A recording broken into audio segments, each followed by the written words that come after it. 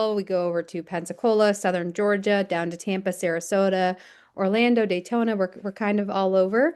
So if you see our providers in the outreach, we're just trying to bring excellent care, cardiology care to our patients in the post-acute space. And I know that sometimes we have patients that need or already have life vests. So just helping our providers troubleshoot and know more about the device. And if a patient does need a device, who qualifies for and how to get in touch with y'all's reps.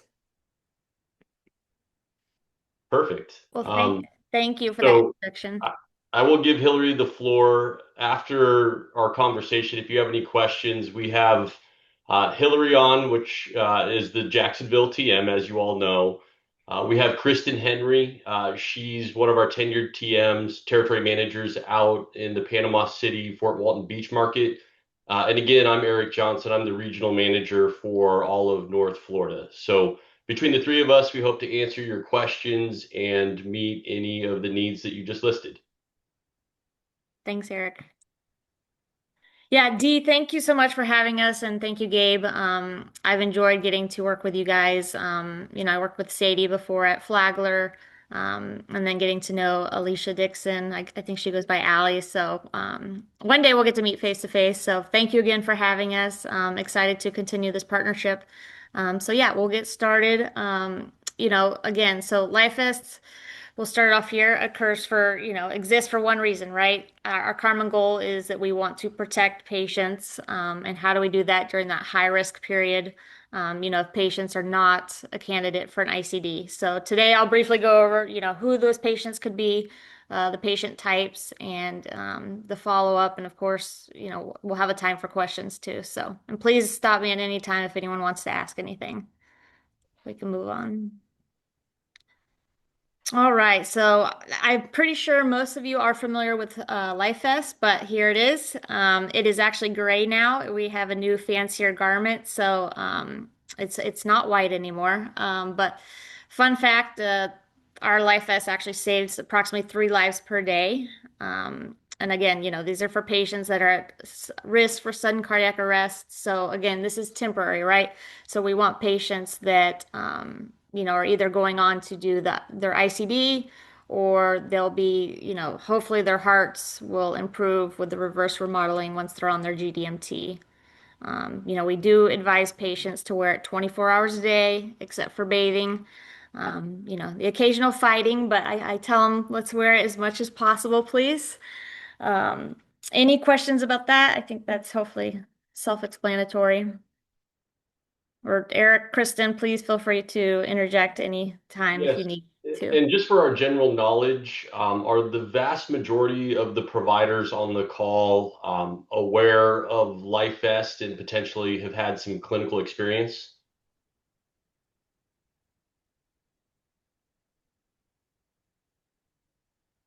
Frick it. I've seen Life Vests in a handful of our facilities. Okay. One of the things that Hillary will touch on is as patients transfer from the acute care setting into the post-acute care setting, which, in my understanding, is really your wheelhouse and your specialty. There is a very light lift associated with Life Vest. The vest is intended to operate in any environment without intervention, which gives these high-risk patients that reassurance as well as their care team and their providers, right? So if you have a patient that either transfers into one of your facilities or is initiated while they're in your facility, the general awareness is simply all that's required because all of the back end monitoring is really done by Zoll. And Hillary's going to touch on that here in a moment. But we wanted to stress up front that everyone felt comfortable with the application, the appropriate patient, the clinical utility, and then we can go more into the process of what to expect and how to order if needed. Thanks, Eric.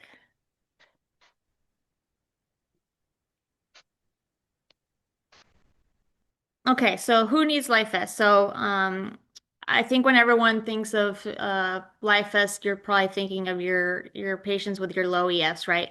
Your 35% or lower. We see a lot of dilated cardiomyopathy, a lot of non-ischemics, your NSTEMIs, your post-MI patients. But I did want to go ahead and add on there I think Kristen also told me to put regardless of EF, right? So these are patients that doesn't necessarily have a low EF.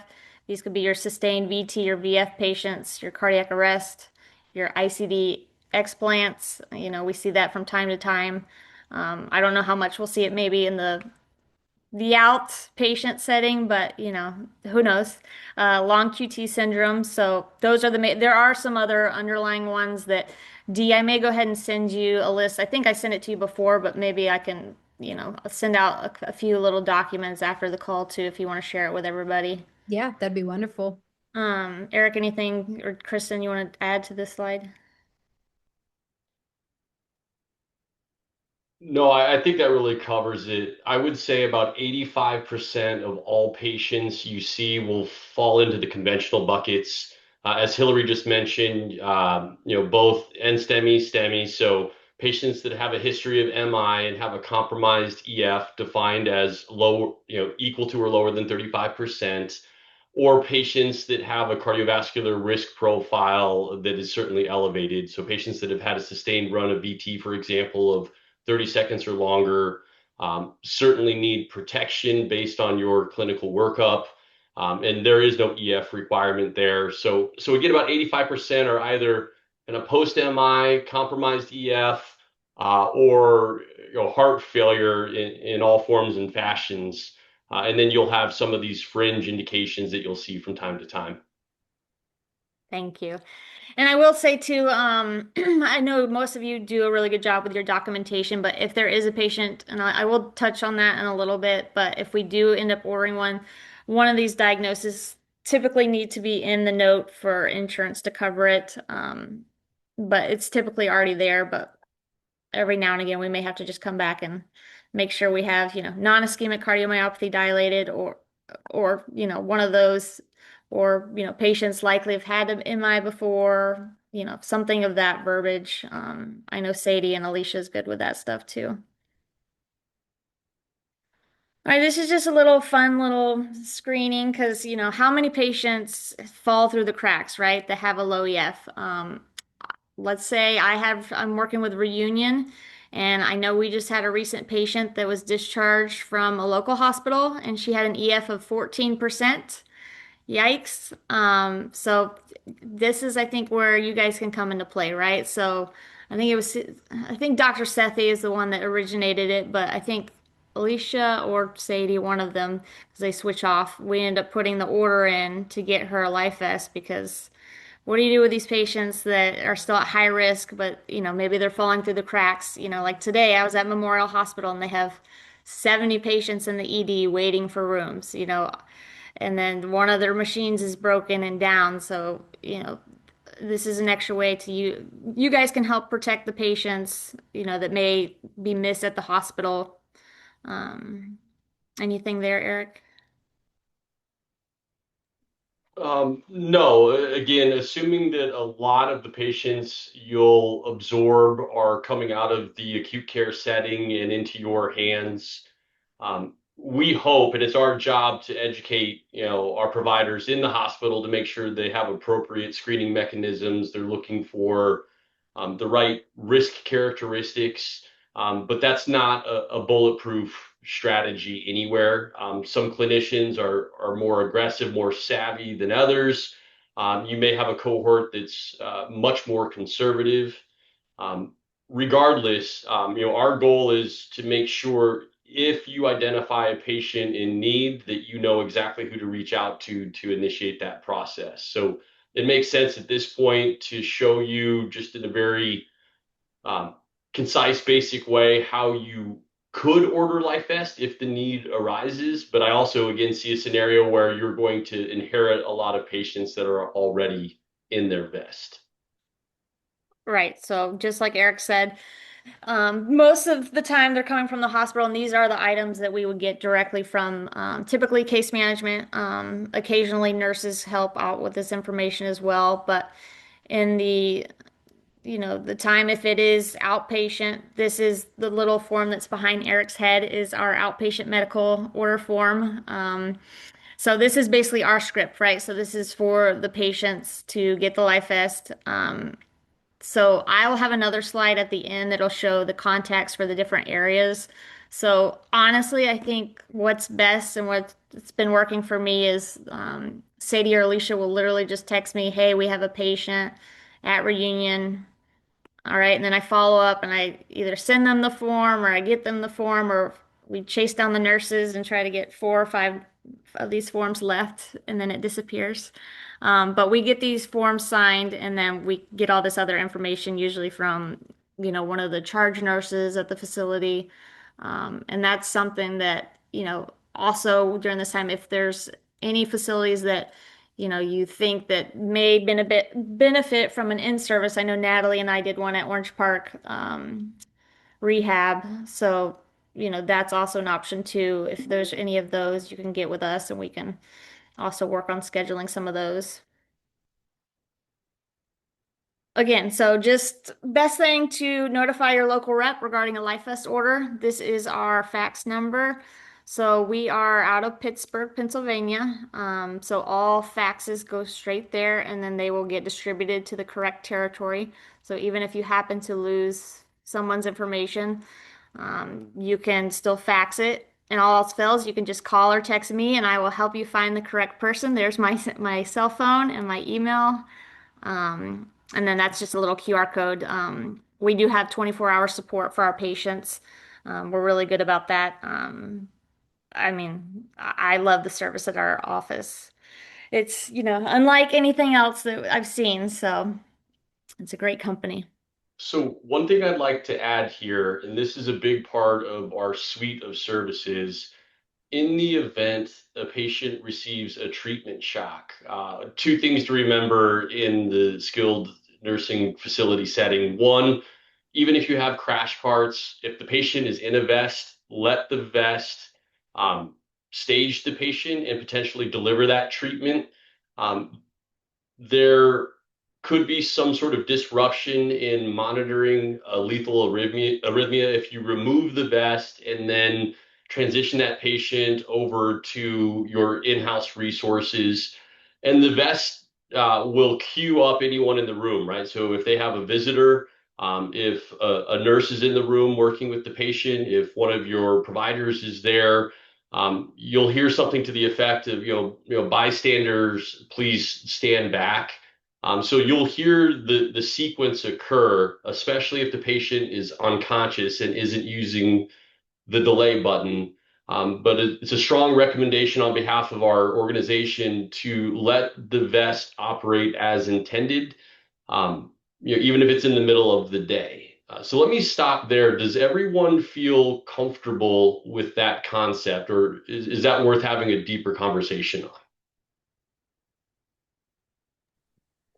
I'll just interject. I would say this is probably something we should talk a little bit more deeply in. I do know, like in most of these post-acutes, very, very few of them even have an AED. But I just think it's worth kind of discussing I know Hillary did a really good presentation one time about the different sounds that it makes off. So I don't know if you guys have the ability to share those, to know is this like a low routine or is this a high priority sound? And then just kind of guiding the providers through like their next steps. So excellent point. I can pull up, we have a video clip that will show you and share with you via audio the sequence of events that would occur for a patient that is in an actionable arrhythmia. So that is a resource we have. I can try to pull it up now for the sake of this recording if you'd like, or we can email it to the meeting organizer after the fact. And Hillary also mentioned the value in having your local representative come in and do live training for your staff. So it's one thing to hear from us and to see a few slides, but we will always offer a live individual that's fully trained to come in with an actual vest and walk your staff through the functionality and the different scenarios they may encounter. So based on the varying markets that are represented here, we'll make sure you have that contact information. But it does sound like at the top of our list is we will share that resource with all of you regarding kind of the alert sequence and what to expect in the face of a potential treatment. Yeah, that'd be wonderful. Thank you. Especially just to, it's not every day that a lot of these providers are seeing LifeVest. So sometimes it could be 6 months or a year and just like a nice little refresher. And that's another reason why I think Hillary may have shared with you, but I am recording this just so that they can go back and rewatch this. So, just repetitive in nature. Certainly. Any other questions before we move on? And again, our first follow-up item will be to get you that video.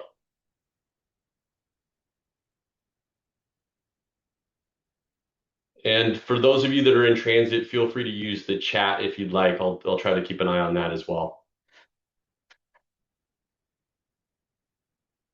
All right, Hillary, back to you. So again, I think we talked about this a little bit, but so let's say it does get ordered at one of the facilities, right? Let's say Sadie orders LifeVest for a patient at Reunion, but the patient's only there for 14 days or 2 days, whatever. You do not have to follow the patient afterwards. I know that's just a common question that we get. So that's great if you do. I don't know if they're going to follow up at Ibrahim or depending on logistics where the patients may live. The cool thing about Zoll is we are able to transfer that data to whatever cardiologist that the patient may see in the future. So, let's say I had a patient that transferred to Baptist and now Dr. Smith needs to pull up a report for a patient that Sadie ordered. We can do that as well. So, in tandem with that, so we do have our Zoll patient management network that allows us to be able to pull up there's a lot of biometric data that the LifeS also captures. So we also, besides the treatment alerts, right, we also can track heart rate, their step count, the body position, ECG recording. So again, the patient would have to manually record those unless it was some kind of actionable arrhythmia that it may pick up, and then activity trends. So typically, if a patient were to get a treatment, I would get access to those strips, and I would reach out to the provider to get those to you all, so you also had access to them. I'm not sure if everyone was familiar with that part of the Life Vest, but it's pretty cool. Also, so patients not lying to you if they're wearing it or not. And again, we have the 24 hours customer support for patients. So again, these are anytime a patient needs retraining. Let's say we fit a patient today, but tomorrow they have their brother or sister there. We can have someone come back out, make everyone feel a little bit more comfortable. We do go to patients' homes. So anything they would need, they have 24-hour support. Again, you can call our 800 number or reach out to one of the local reps, and we can definitely assist with that as well. Insurance coverage. All right, so great. We have a vast coverage for the Life Vest. So pretty much all all Medicare, your Medicaids, your VA, your TRICARE, and your commercial payers. Um, Anything you want to add on that, Eric? Yeah, I'll just add one thing. In the suite of cardiovascular devices that you see regularly, coverage for LifeVest is very, very consistent. There's a rare situation with maybe a state managed Medicaid plan where we'll have to wrestle with a peer-to-peer review or an authorization, but coverage isn't a barrier. And the reason that's the case is because this fills that kind of acute risk management need that no other device can. So if it is truly an appropriate patient as defined by the indication and the supporting clinicals, coverage really isn't a barrier, which helps these high risk patients, right? I mean, they're dealing with a lot. Many of them are overwhelmed. They could be transferring from one facility to another. And we do the insurance adjudication piece very quickly. So, for example, if Hillary gets a medical order, at 11 a.m. today, there's a high likelihood by 1 or 2 p.m. that we've gotten approval from the insurance company, and we're already en route getting ready to get equipment on the patient. If you have any patient or payer specific concerns, again, the best plan is to reach out to your local representative. But the reason, in my opinion, this slide is in here is just to show you broadly based that coverage isn't a barrier for patients getting a life vest.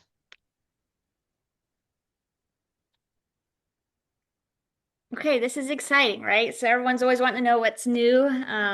So this is actually a recent study that came out that was published by the European Heart Journal. So this is not even life vest, but these patients were wearing a life vest. So it's one of the largest observational studies for about 20,000 patients. So these are looking at patients that were post-MI, your low EF, your newly diagnosed cardiomyopathy, or uh, other patients just waiting for risk stratification. So again, we're in a world of all the modern GDMT, right? All the patients, we have the best of the best right now, the Fantastic Four. So this is showing that the patients that, are on basically the maximized dose of all the GDMT, and it's still showing that the risk is still high despite all of that. I don't know if you want to like toggle over that, Eric, on the little. Yeah, and I'm sorry, I don't know how to remove my avatar. So the takeaway here is relatively straightforward. While the Life Vest isn't a new technology per se, the need has been clearly defined in the context of all of the recent advances in cardiovascular care, including all of the drugs that Hillary just listed. So if it's a newly diagnosed heart failure patient and you're successful getting, this patient on the four pillars and they're compliant and you can titrate quickly, that's great. And there's reason to believe that these patients will certainly improve over time. However, the investigators draw to the surface that that doesn't happen in the first 90 days. So the call to action here is simple. Even with ideal circumstances, um, patient compliance, access to medications, et cetera, there still very much is a need for an acute risk management strategy that includes LifeVest. And that applies both to non-ischemic patients. So again, think, newly diagnosed heart failure, and then ischemic patients. So think, post-MI. The incidence rate, the appropriate treatment event rate is illustrated in this scatter plot on the lower left corner. And you can see there's a significant drop off once you get past about 65 days. And that's to be expected, right? A lot of these patients start to stabilize. Their clinical profile, certainly improves. The watch out here is if you have a patient on some of the newer medications and symptomatically they start giving you positive feedback in the first 2 or 4 weeks, while that's encouraging, that doesn't remove the need to protect these patients with LifeVest. So to really simplify what is really a landmark study and a recent batch of research, that's the key takeaway. So I'd be happy to answer any questions on that front.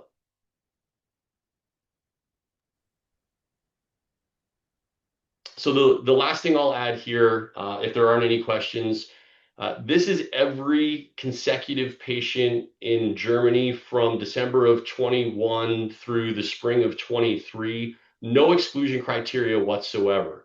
All of this data is from the real world environment. So these patients are out walking their dog, going to dinner with their family, at home with or without care, potentially in a skilled nursing facility.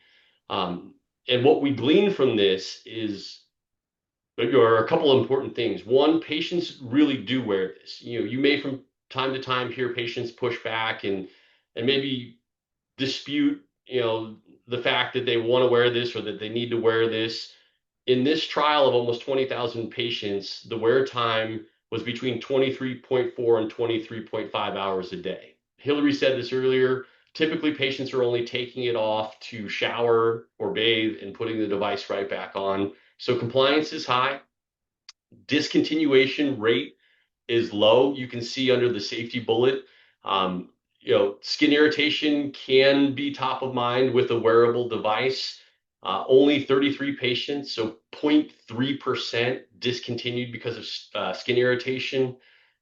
And the path to stability was prevalent in this study. The vast majority of these patients had EF rebound at some point. But again, I just want to drive home the message and the takeaway from the investigators that there very much is a need for LifeVest in the first 90 days for both ischemic and non-ischemic patients. We hope that you receive patients that have been worked up appropriately. If you haven't, you can certainly reach out to Hillary or your local representative to initiate the ordering process. And long term, hopefully the strategies that you leverage with these patients, put them on a stable and durable path. One last thing I'll share, because this does come up from time to time, is the inappropriate shock rate out of the almost 20,000 patients observed was less than 1%, it was 0.5%. So when the vest identifies a rhythm, it is very quick to decipher if it is an actionable, treatable, potentially lethal arrhythmia. And if the device does that, it is quick to deliver an appropriate treatment. The first shock success rate is 96%. So the vast majority of these patients, the vest did exactly what it's supposed to do. They identify the arrhythmia, they stage the patient appropriately, they go through the sequence, and the video that we'll show you will illustrate this, and they deliver a life-saving treatment at a crucial time. So if you ever witness this, it's nice to have that backdrop, that clinical background in your mind, because it really illustrates the why. Any questions on this data? And we can certainly send you the full paper and the supporting visuals if you'd like. Hey Eric, this is Kristen Henry over in Panama City, by the way. If you don't mind, can I just add something really quick to Oh, this? yes, certainly. Please do.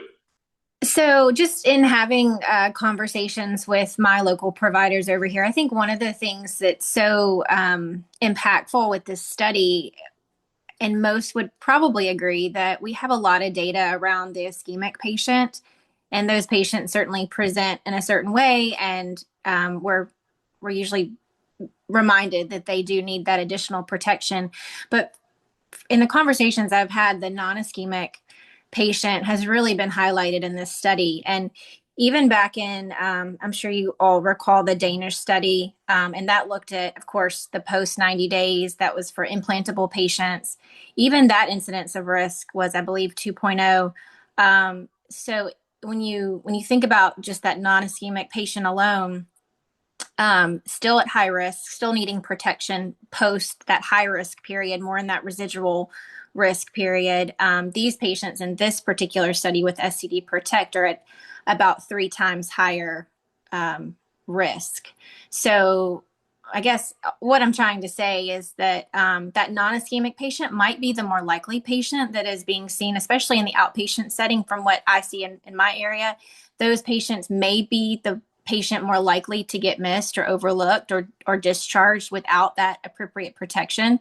And so just calling out that patient. If you see a patient, we're looking typically for a newly diagnosed, but they may have had an existing EF and just not have been afforded the proper medications or the right protection for a while. But that may be a patient that you all want to consider and discuss, of course, with your GDMT, but protecting them, as they try to improve and recover. So for me, this study is just really impactful for the non-ischemic patient in particular. Excellent points, Kristen. Thank you for sharing that. And again, this is a good time to open it up for any questions or discussion.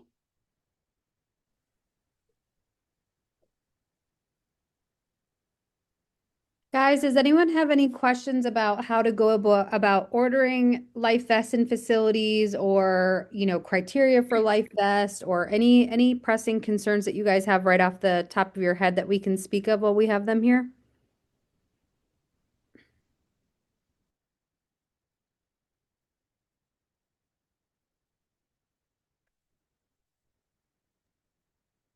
Hillary, I had come up with questions, but you guys have answered them.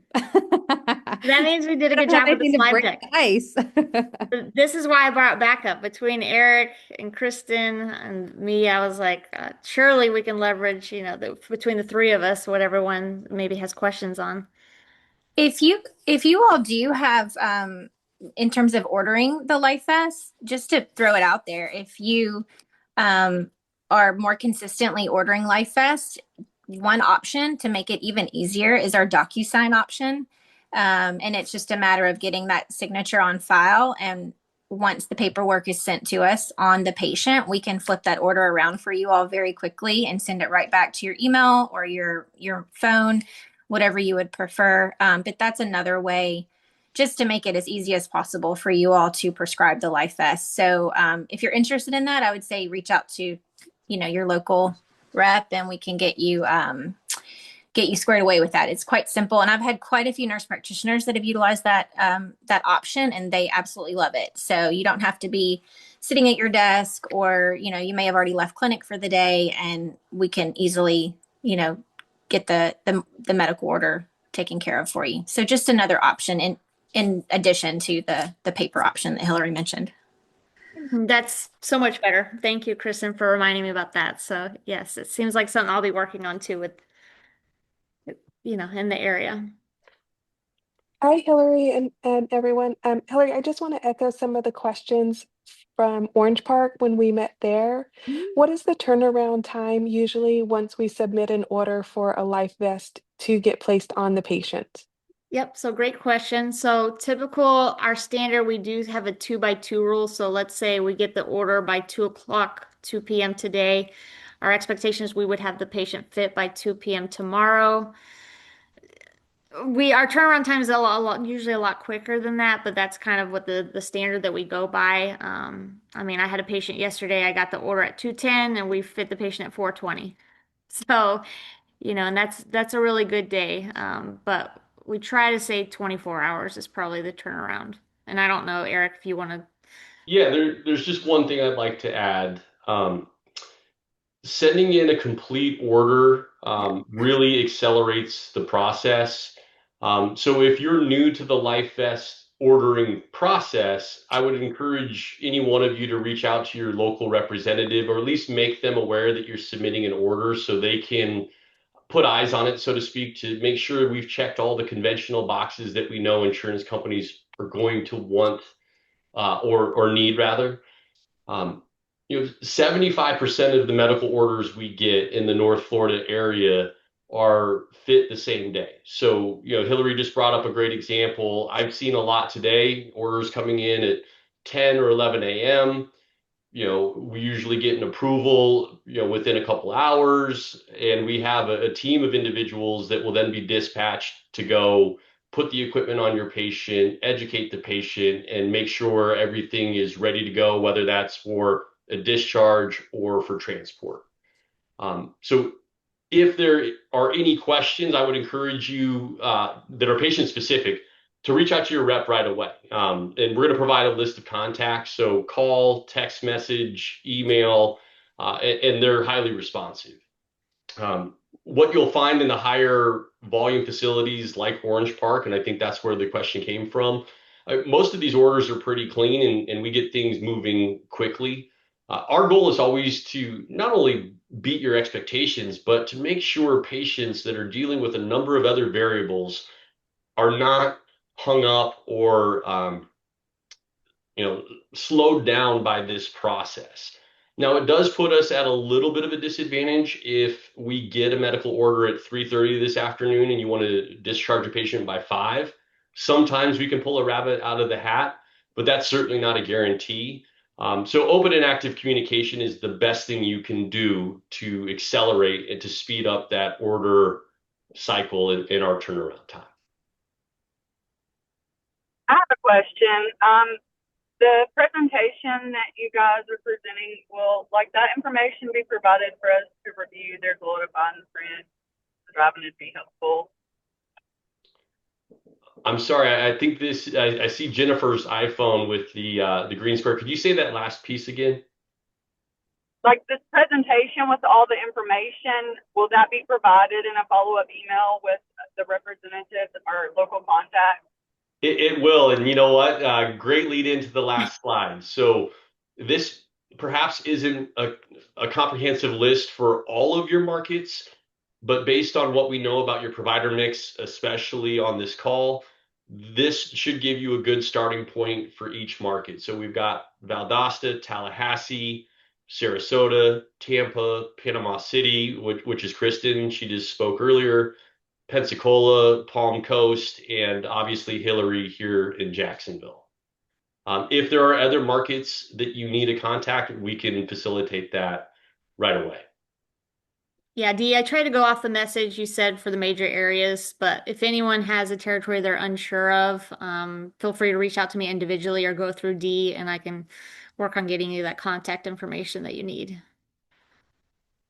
Another thing that we will do for all of the facilities that we educate, you can see in the heart right above my head, there's a 1-800 number. You can always call Zoll's home office, and they will immediately put you in contact with the appropriate contact, the best local contact. We would prefer you have that at your disposal right away, but if for some reason wires get crossed, this 1-800 number is a good place to start to get the process moving.